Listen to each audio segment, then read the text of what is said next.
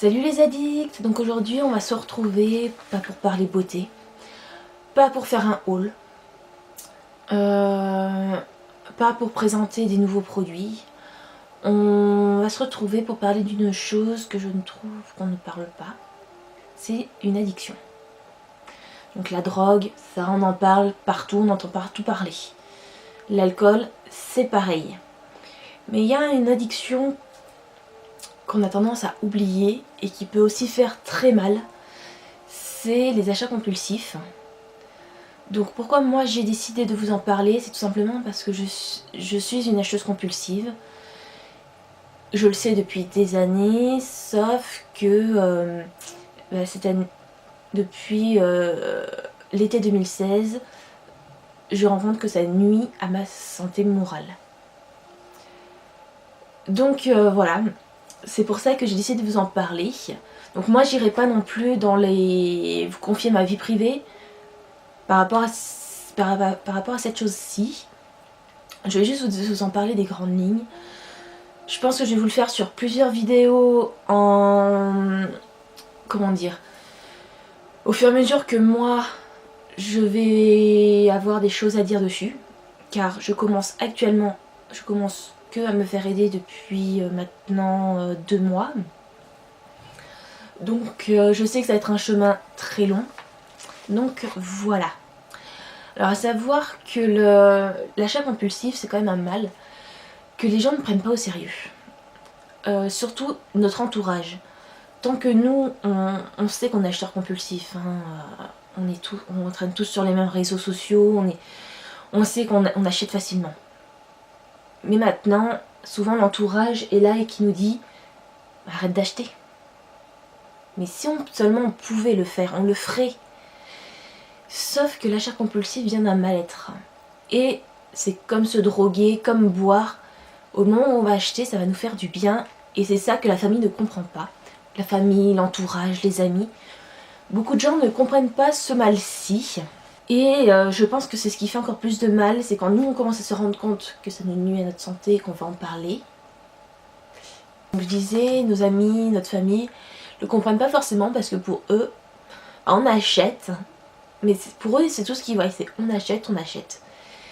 Ils se rendent pas compte que derrière, on a un mal qui est la cause de ces achats compulsifs. Donc moi, je connais ma cause, je n'en parlerai pas. Sauf que, ah oui, au début, les achats compulsifs, ça nous fait du bien. Sauf qu'au fur et à mesure des années, ça fait pas forcément du bien. Moi, je m'en suis rendu compte parce que je suis tombée en dépression. Au début, je pensais que c'était juste le travail qui se passait mal. Puis, en allant voir le médecin, j'étais tombée sur un très bon médecin, j'étais en saison actuelle à ce moment-là, qui m'a dit, souvent, il y a un déclencheur. Donc, pour moi, j'étais au travail, ça se passait pas forcément bien. Mais il m'a dit, ça a été la goutte d'eau. Mais en amont, il y a autre chose qui fait qu'on est devenu acheteur compulsif, que toute cette dépression est arrivée. C'est là que j'ai réalisé que c'était mes achats. Et donc bon, je suis sous traitement, tout ça, bon, ça va passer. Et de là, il m'a dit d'aller voir un psy quand même, pour en parler. Et avec la psy, on s'est rendu compte que tout ce mal-être que j'avais venait de mes achats compulsifs. C'est ces achats qui fait qu'on est mal au bout d'un moment. Parce que on a le banquier sur le dos. Même, on sait quand la paye tombe, on va faire des achats. On sait qu'à partir du 10, par exemple, on n'a plus un sou. Et on calcule comment on va faire le mois. Et tout ça, ça nous tape sur les nerfs. Enfin, ça nous tape. C'est qu'à l'intérieur, ça nous stresse, ça nous... Voilà quoi. Et donc il faut se faire aider. Et donc moi c'est ce que j'ai fait. Donc actuellement je suis suivie par une psy qui est géniale. Et il faut se faire aider aussi par son banquier. Donc ça, le banquier, c'est une grosse parenthèse. Parce qu'il y a certains banquiers qui ne sont pas là pour nous aider, qui sont là juste pour prendre notre argent. Moi j'étais dans une banque, quand je me suis rendu compte que j'avais besoin d'aide, la seule chose qu'ils m'ont su me répondre, c'est « Nous, on n'est pas là pour vous aider, vous avez qu'à changer de banque. » Donc, je peux vous dire que quand je suis rentrée, c'est ce que j'ai fait. Mais je trouve pas ça cool envers le banquier pour nous. Parce qu'un banquier, il est quand même là aussi pour nous aider à gérer notre budget. C'est sûr, ils peuvent pas prendre tout le monde séparément. Mais le gros portefeuille, là, ils sont là pour le gérer. Alors pourquoi le petit qui est tout en bas, qui galère, qui a un problème, qui sonne l'alerte, on n'est pas là pour l'aider? Donc moi j'ai un truc à vous dire, si votre banquier ne veut pas vous aider, faites le tour des banques et changez de banque. Donc déjà, à ce niveau-là, faites-vous aider. C'est tout ce que je peux vous dire, c'est changer de banque si la banque ne veut pas vous aider. Et ensuite, donc je me suis fait aider par le psy. Donc bon, même elle m'a dit, bon, tout d'abord, il faut remettre les comptes. Donc je lui ai dit ma démarche que j'avais fait, que j'avais changé de banque, tout ça, m'a dit ça c'était parfait, c'était vraiment ce qu'il fallait que je fasse. Et ensuite, donc chez le psy, on a cherché la cause. Enfin, on a fait connaissance. En faisant connaissance, elle a cherché la cause de mes achats compulsifs, que moi je connaissais. Et on a décidé, à ma deuxième séance, de se faire un petit plan d'action. Donc là, qu'on va mettre en place, surtout pour février, parce que, voilà. Donc, vous voyez, j'ai mon petit papier, j'ai mon petit plan d'action. Et donc moi, je vais vous donner des grandes lignes pour commencer à vous aider. Que par exemple, vous vous dites, allez, j'ai un budget de, on va dire, que ce soit facile à compter, 200 € pour mes achats pour le mois. Bah, ces 200 € là, vous allez les répartir sur les 4 semaines du mois. Et chaque premier jour de la semaine, donc par exemple, on va dire le premier c'est un lundi, et bah bon. Après on est tous pareils, en mettant toujours la paye pour retirer ou pour faire quelque chose. On va dire la paye tombe, on dit qu'elle tombe le premier, et ben on va retirer 50 € pour faire la semaine. Et donc moi ma psychologue m'a dit, c'est simple, en même temps on tient un petit carnet. Donc vous avez votre petit carnet, et ben par exemple le jour où vous avez retiré, vous marquez comme quoi vous avez retiré 50 €. Donc vous notez votre budget que vous avez pour le mois, et vous mettez moins les 50 €. Je parle le budget achat, pas facture, tout ça. Ça, on sait tous à peu près pour ce qu'on a. Vous enlevez vos 50 €. Et puis là, sur la semaine, vous essayez de faire avec vos 50 €. Si vous avez dépensé moins, bah c'est génial.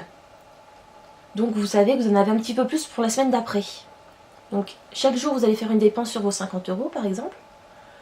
Vous allez noter ce que vous avez acheté, à quel prix. Et même si c'est du compulsif, ou ça peut être une revue, ça peut être n'importe quoi, vous le notez. À la fin de la semaine, il vous reste de l'argent. Hop, vous avez un petit peu plus pour la semaine d'après et vous retirez encore vos 50 € pour la semaine d'après. Vous avez dépensé un petit peu plus parce que vous avez retiré. Donc je disais donc ça coupe. Il vous restait, vous avez pris un petit peu plus. Vous avez, non, je cherche mes mots là. Vous avez dépensé un petit peu plus. Et bien c'est ce que vous allez soustraire de votre deuxième semaine. Et vice versa, tout ça sur le mois. Et elle m'a dit, comme ça, après on fera un point de voir les achats utiles, les achats inutiles. Voilà. Et quand je veux acheter quelque chose, quand je suis devant, déjà regardez le prix. Bon bah je trouve ça cher, est-ce que vraiment ça vaut le coup? Après ça normalement c'est ce qu'une personne normale ferait elle-même. Mais parce que je vais quand même le dire aussi pour les gens qui ne sont pas acheteurs compulsifs, une personne normale le fait d'elle-même. Ah oui mais non mais ça c'est cher pour ce que c'est, je vais pas acheter. Alors qu'un acheteur compulsif, non, c'est je veux, je prends. Je ne regarde pas le tarif.